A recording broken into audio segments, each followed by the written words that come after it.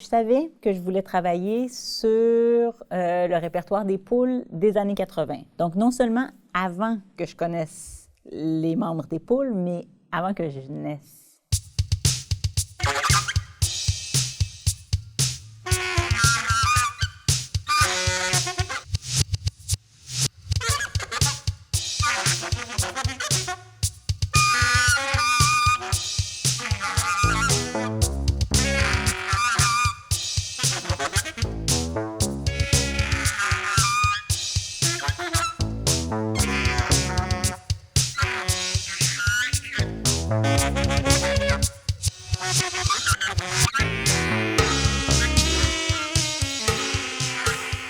La pièce En criant sur le perron fait partie d'un disque que les Poules on a sorti en 1986 qui s'appelait Les Contes de la Mère Loi. Joanne et tu, Diane Labrosse et moi, on avait déjà commencé à se donner beaucoup de liberté au niveau de la création et surtout de l'improvisation.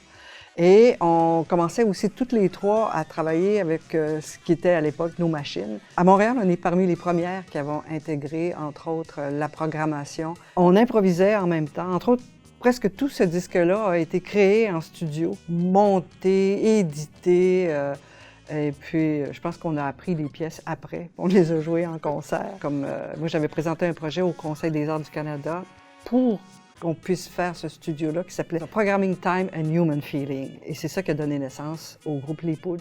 Ça m'a fait vraiment plaisir de travailler sur cette pièce-là parce que cet album-là, en particulier des Poules, ça fait partie de ma vie depuis des années. Quand j'étais adolescente, je fréquentais très assidûment les magasins de disques usagés. Donc, je passais toutes mes fins de semaine à aller trouver des disques les plus obscurs possibles, à l'échange, à la bouquinerie du plateau. Ce qui était vraiment mon moteur à cette époque-là, c'est que je voulais entendre des choses qui sonnaient comme rien de ce que je connaissais. Et donc, je suis tombée sur, d'une part, un disque des Poules et d'autre part, des disques d'un band qui s'appelait Concorde Crash, dont Guido faisait partie. Et ce qui est super drôle, c'est qu'à ce moment-là, moi, je me rappelle entendre ça, puis me dire « Ah, on a le droit de faire de la musique de même ». Puis, sans penser que je travaillerai avec ce monde-là un jour. Donc, c'est drôle d'avoir à la fois les vedettes des Poules et les vedettes de Concorde Crash qui m'accompagnent dans cette nouvelle aventure.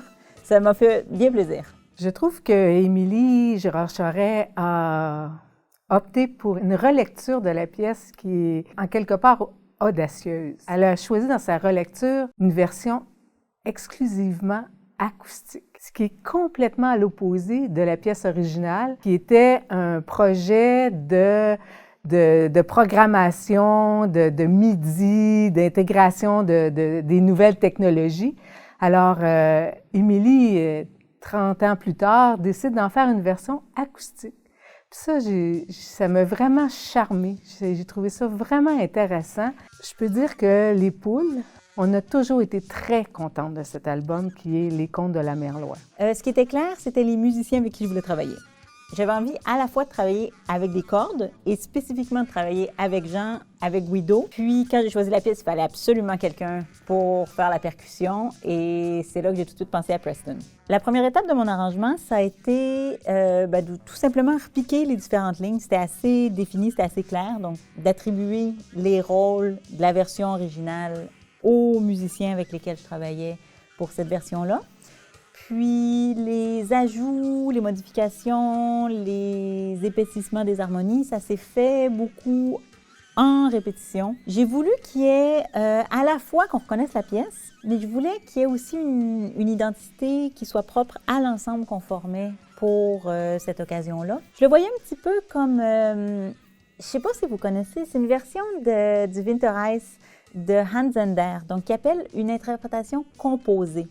Donc, c'est l'idée de composer la lecture qu'on fait d'une autre œuvre. Donc, c'est pour ça que dans la version, oui, on reconnaît les thèmes, on reconnaît les beats de la version originale, mais j'ai voulu insérer des moments d'impro qu'on pourrait sortir complètement de l'arrangement, puis qui font partie de notre vocabulaire habituel. Donc, je voulais vraiment qu'il y ait une rencontre entre les gens qu'on est, les musiciens qu'on est, puis l'œuvre qu'on interprétait.